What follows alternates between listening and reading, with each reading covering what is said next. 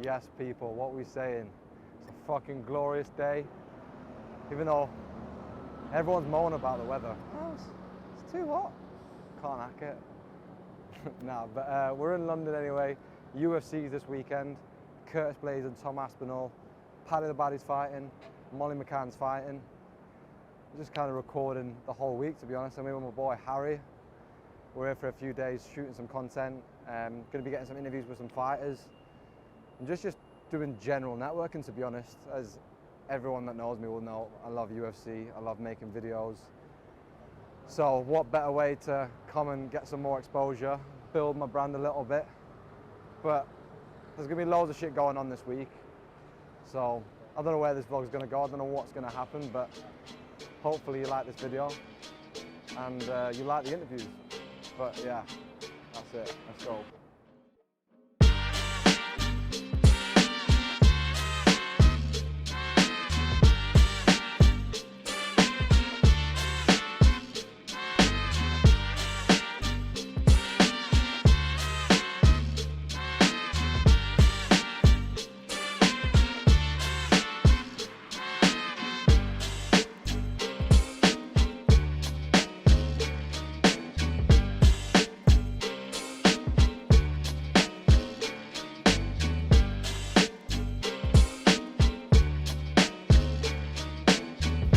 Right, so this is the first video that we did all week. It was with Mark Casey.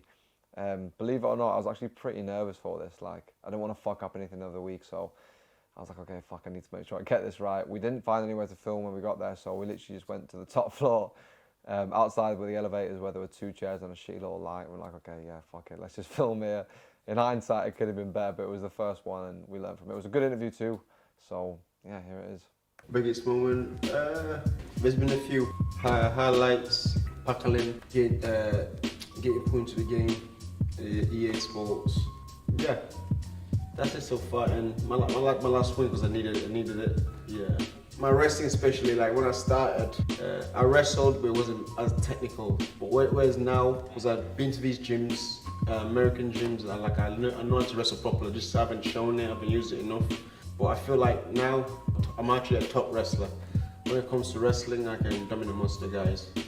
Honestly, my main goal right now, I want to get this fight away, but I'm looking at the ranks. I feel like beat this guy, trying to get top 15 at least, and start climbing up. Because my last, what's his name, Fiziev, you look at Dan Hooker, he's ranked. I faced the guys that got a lot more experience than me, where I didn't have. Well, now I feel like I've learned from them experience. Now it's my turn to go up.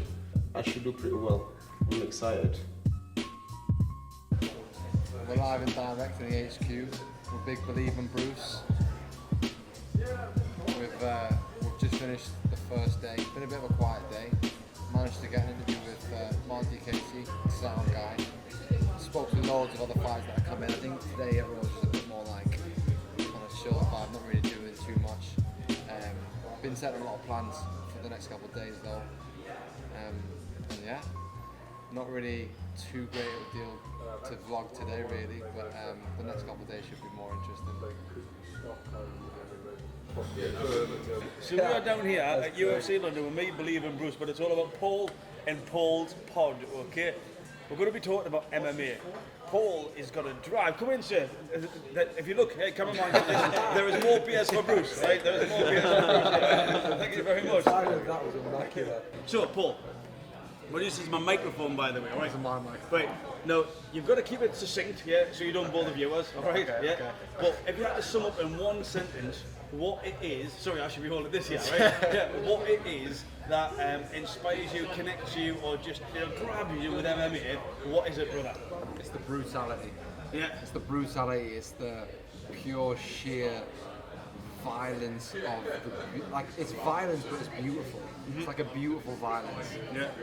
It's a sport that is no other. Like, I'm not really the biggest boxing fan. Like, I can appreciate boxing for how great it is, but MMA, there's just something different about it. From the minute I watched my first fight, from the minute I got hooked on Conor McGregor, like, my life changed. I was like, holy fucking shit, what is this? Do you know what? Even though it was McGregor that got me into it, the fight that got me into it was Chris Weidman against Luke Rockhold. It was the co-main event to McGregor Aldo. And I just, obviously watching boxing, There's nothing like it at all with the stoppages and the timeouts and that sort of stuff. And I just remember the second round, Luke Rockhold absolutely pieced Chris Weidman up, ground and pound, elbows like pissing out blood. And I was just watching, I was like, how the fuck has this fight not got stopped? Yeah, yeah. And the fight went to the third round, and I was just like, right, whatever this is, I'm in. And that was it. That was it. I was sold from that day. Cool, man. So it's, yeah, I get that. It's a bit when someone drops the first pill or something like that. Yeah, kind of, like, something like if that. they like it, they like it. Or 2CB. Yeah, it is what it is, Yeah, man. it is what it is.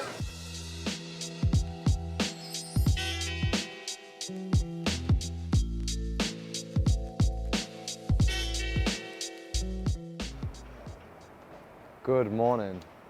Day 2, UFC London. It's where all the madness is going to go on later on the week. Mate, I've had a fucking shocking start to my day though, this morning. Thought I was gotten in the wrong tube.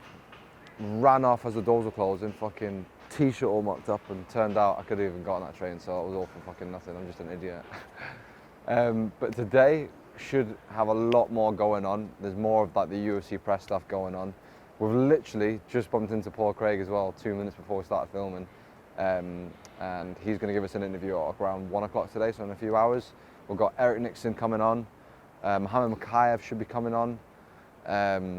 Hopefully I want to get Makwan and Meikani on today as well. I'm not going to get my hopes up on Tom Aspinall, even though we had a bit of a promising conversation, but you never know.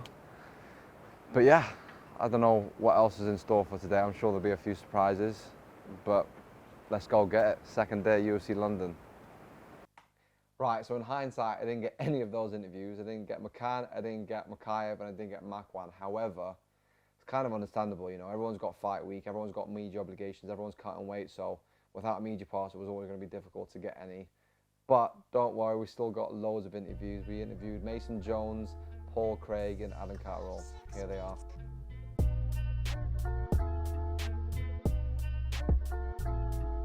These are called my beaters. These are the ones that I wear like they're so they are. so they're the Jordan Parises. I remember being in school and I didn't have the best trainers, but I didn't have the worst trainers. There was kids who like had, we would call them Sanny beatbops. Like they were done. The shoes were So I didn't have bad shoes, but I didn't have great shoes. And I always remember like wanting nicest shoes. It blows my mind. People get a pay rise, and the first thing you do is you get a bigger car. You get another pay rise. You get a bigger house, you do this, you go a better holiday, bum, bum, bum, bum, bum. And you never ever get a better, You've got nothing to actually show for it. You're like, oh, I've got a car in the driveway that I drive to go to work because that's my job. Whereas I'd be like, I'll work 2 days a week. I work 2 days a week in a supermarket just to make enough money so that I can just no work the rest of my life. But people work to live rather than live to work. That's right, isn't it? Yeah, I think so, yeah. So for me it's about life, and I tell this to my kids, and as I say, they've got girls, and I want them to grow up and I want them to work hard at everything they do, because you're not going to get anywhere in life just by no working. I want them to appreciate how hard it is to work, but what I also want them to do is live.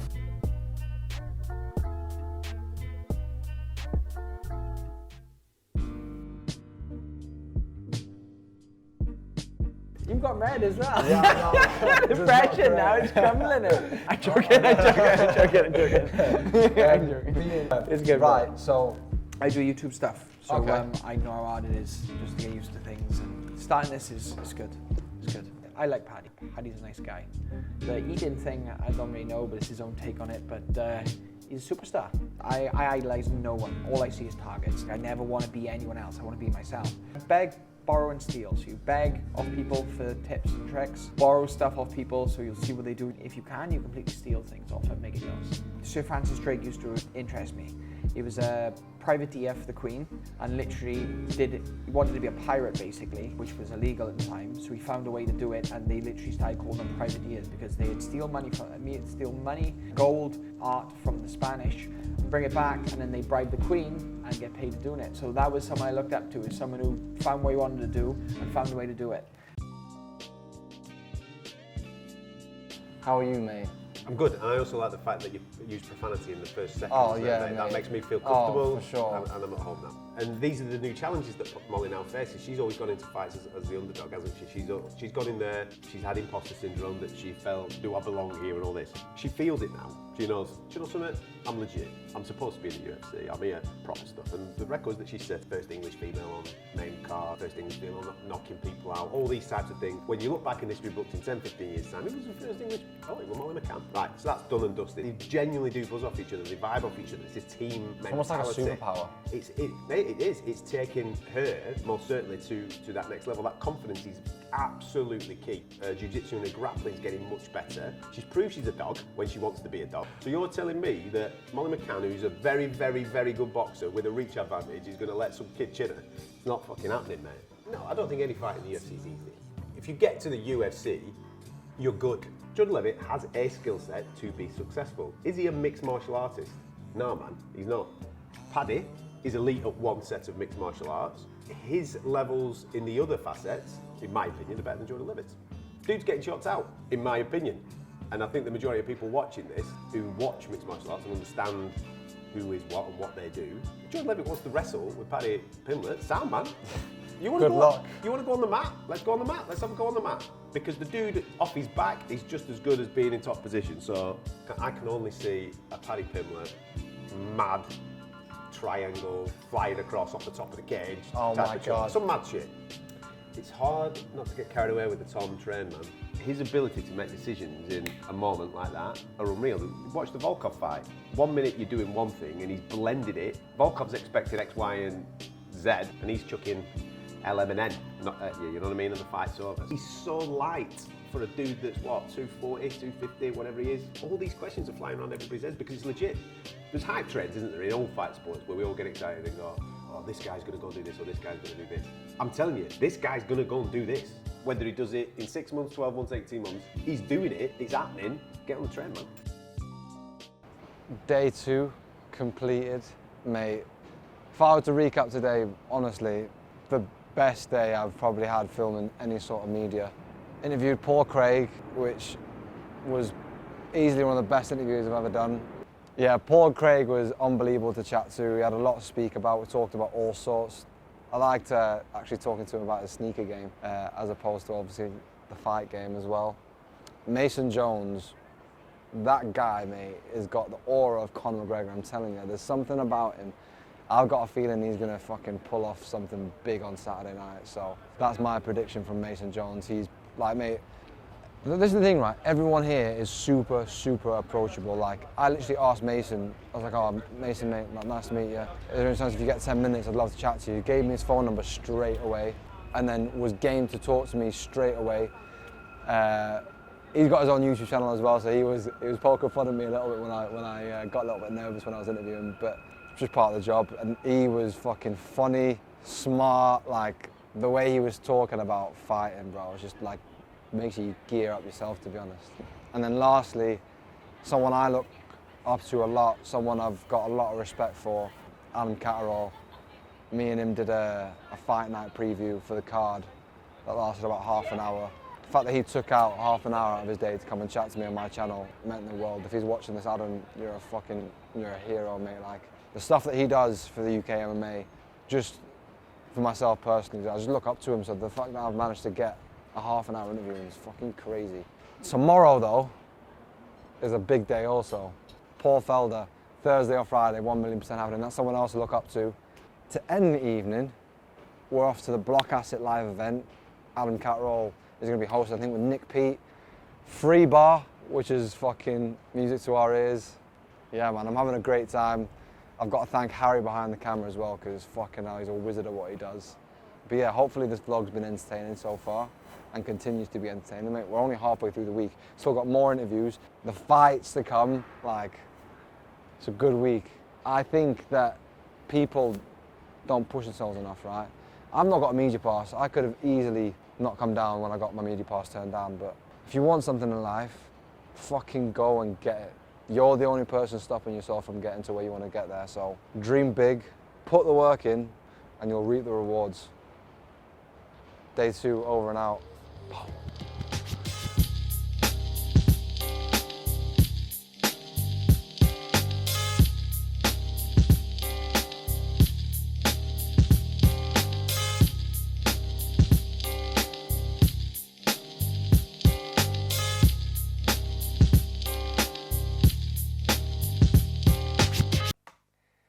So the Block Asset Live Party was honestly incredible. Thank you to Adam Catterall for getting us in there, because without him I wouldn't have been able to get in. You know, networked my arse off, met Christian, Ben, Ethan, Paul, all the main guys from Block Asset. Shout out to all of you guys, because you're all legends as well. Obviously, repping Block Asset right now. They're a fucking sick team. Make sure you go check out their page. They've got unbelievable stuff. And yeah, it was just a sick experience. We got to see Curtis Blades there, Arnold Allen, Guram was also there. Unbelievable settings in the posh end of London, you know, unbelievable views. So it was a great experience. And so yeah, shout out Block Asset, sick guys, sick team. Day 3, Paul Felder interview. Let's go.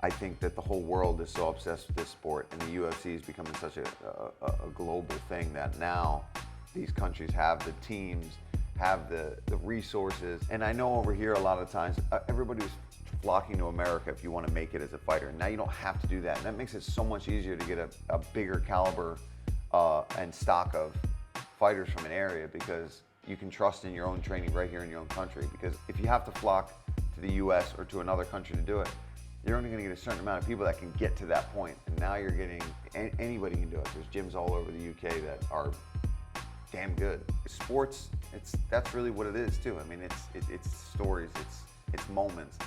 And I've always looked at my career and thought about fighting in that way to me. You know, I always had to have some backstory on what's my motivation for this fight? You know, what am I sacrificing?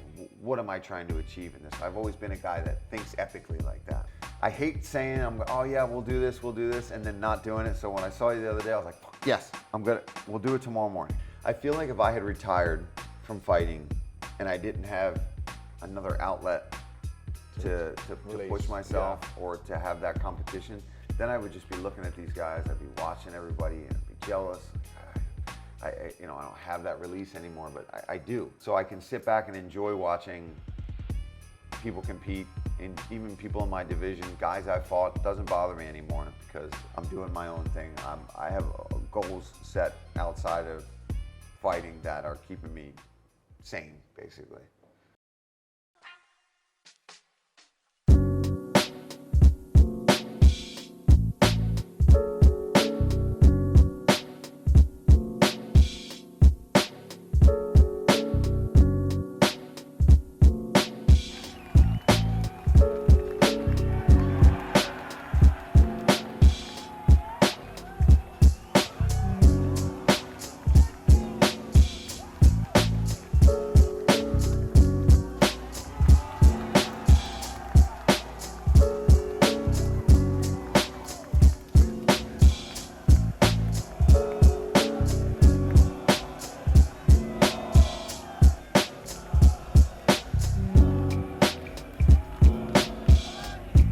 Hi, my name's Paul. I've got a podcast called Paul's Pod. Everyone should check out. Come on, everyone's just coming up here and plugging Got a plug, come on man, I've got a plug. Follow mine, by the way, subscribe.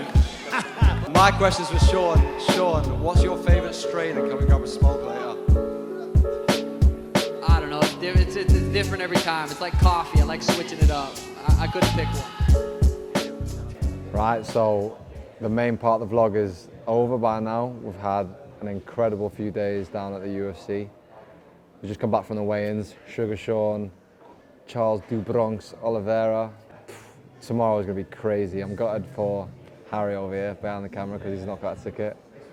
But it's going to be such a good, just a serious event. Last time was incredible. I've got a feeling it's going to live up to last time, which if it's anything like last time, wow, in for a fucking treat. Yeah, I just want to say thank you to all you guys for supporting me. You know, the support since I started has been fucking incredible, from my close friends and to even people that I don't really know that just support me just because they like what I do. I mean, I couldn't do this without the support of you guys, so a big thank you. You know, this is only just the start for me. I really feel like things could take off anytime, especially after this week.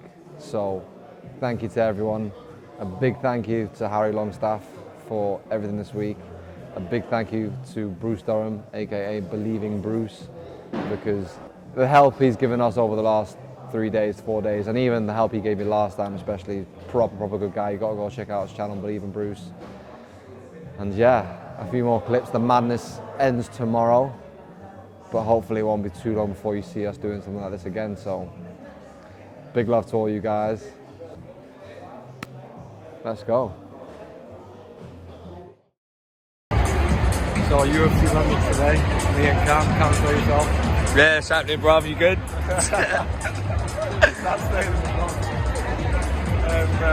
Yeah, we're about to walk in and stop some food.